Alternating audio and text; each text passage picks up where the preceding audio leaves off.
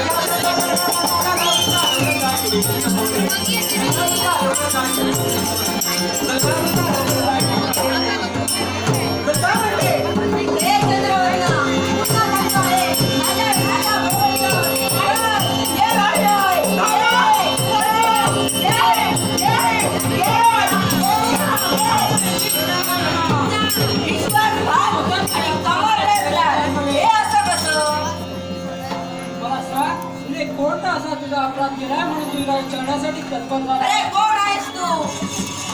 अवंती नगरीचा राजमाता राजा चंद्रकेतू शिलादेवाला.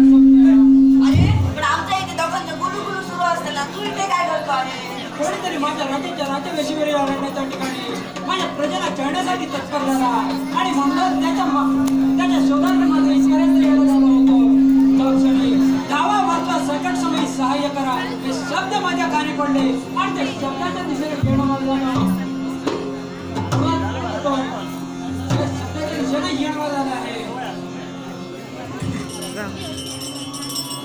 रवींद्र कृष्ण पंडित यांनी माझ्या कलागुणाचा गौरव करण्यासाठी हे दोषर करतो बहुमोल असं पारितोषिक आहे त्यांचा मी आदराने स्वीकार करतो.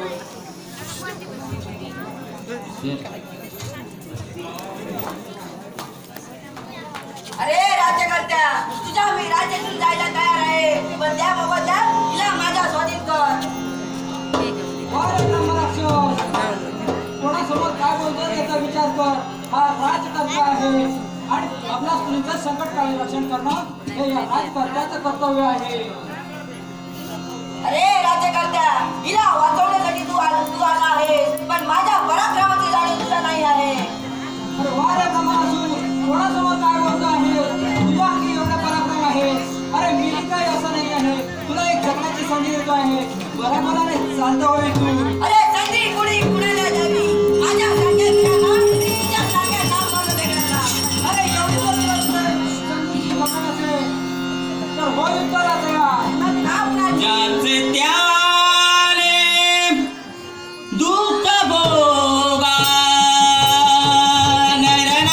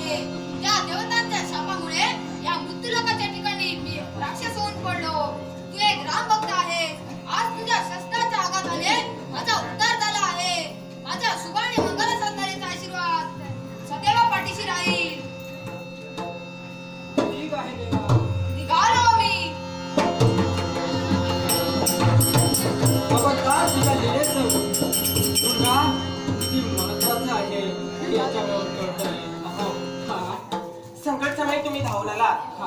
आणि त्या नराधमाच्या तावडीतून माझी सुटका केली याबद्दल प्रथमतः मी तुमची आभारी आहे.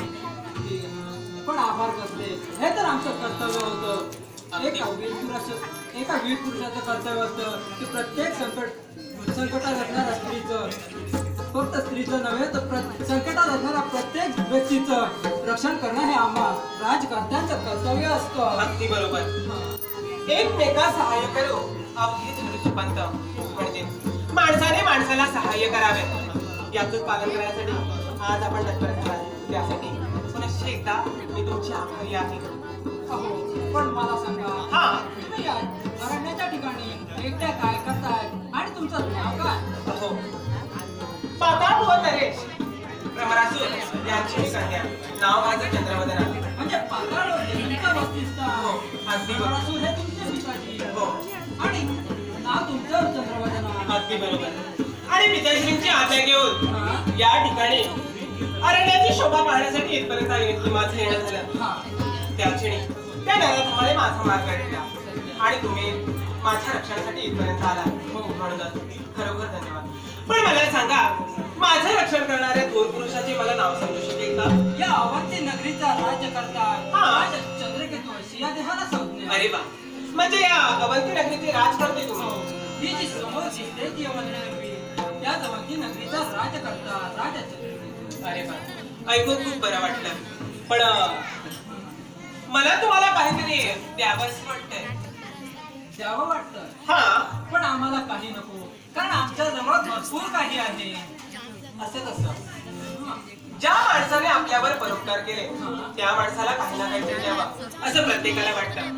परोपकाराला पुण्याने पापाने परमेगणं, म्हणजे ज्या माणसाने आपल्यावर परोपकार केले त्या माणसाला काही ना काहीतरी द्यावं असं प्रत्येकाला वाटतं. म्हणून माझ्याही मनी असंच वाटू लागलंय की तुम्हाला काही ना काहीतरी द्यावं. आम्हाला तुमच्याकडे काही नको आहे.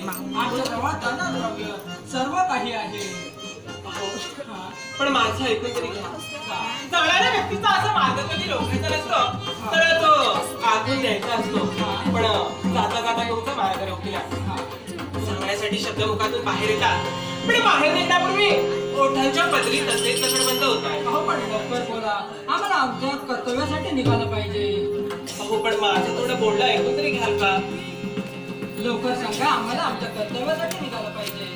मर्जी तुमची काय बोलते? सांभाळीला हृदय. नक्की काय?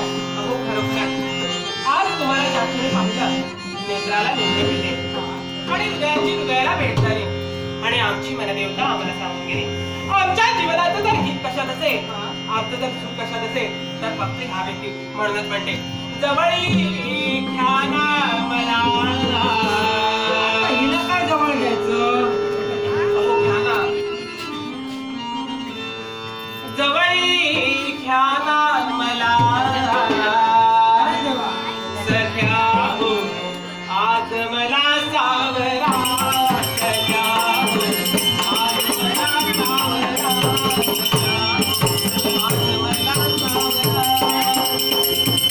कधी तुम्हारी समाचार काही बरोबर वेळ काही वाटते.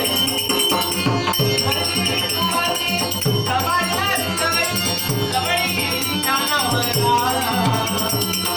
जवळी घ्या ना मला. आज मला सावरा. सख्या हो, आज मला सावरा. आज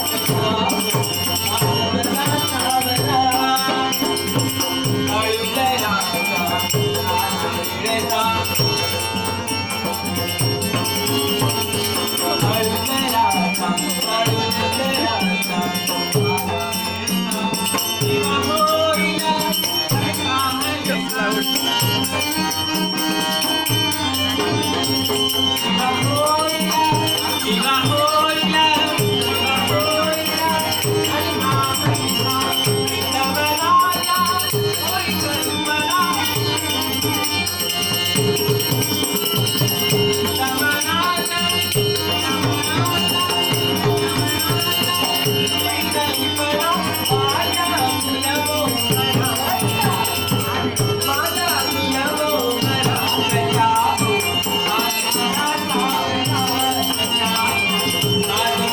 सावरा.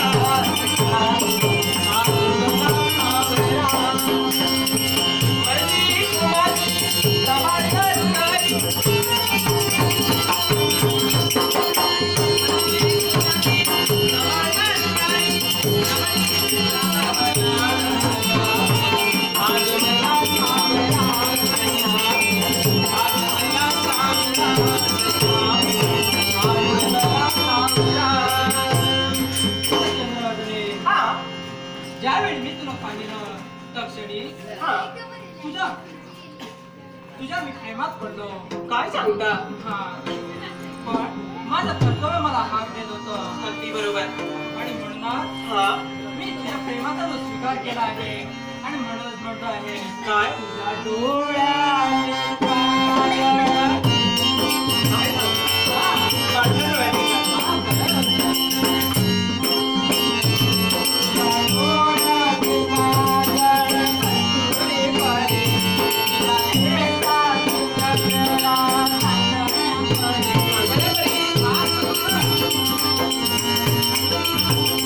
तुला भेटात गगरा, काजळ्यापरी.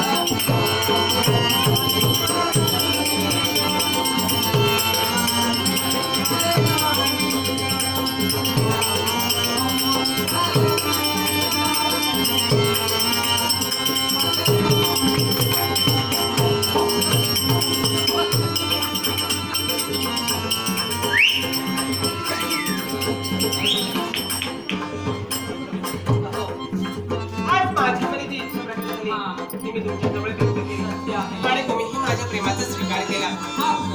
पण या प्रेमाचं रूपांतर आता लग्नात व्हायला काहीच हरकत नाहीये. अगं पण आता पण आणि परंतु नको. म्हणूनच म्हणते आमच्या लग्नात आमच्या प्रेमाबद्दल सांगण्यासाठी लवकरात लवकर मला आमच्या पिताश्री पर्यंत जायला हवंय. म्हणूनच म्हणते चला. एवढंच ना? हो. मग पुढे चला मग.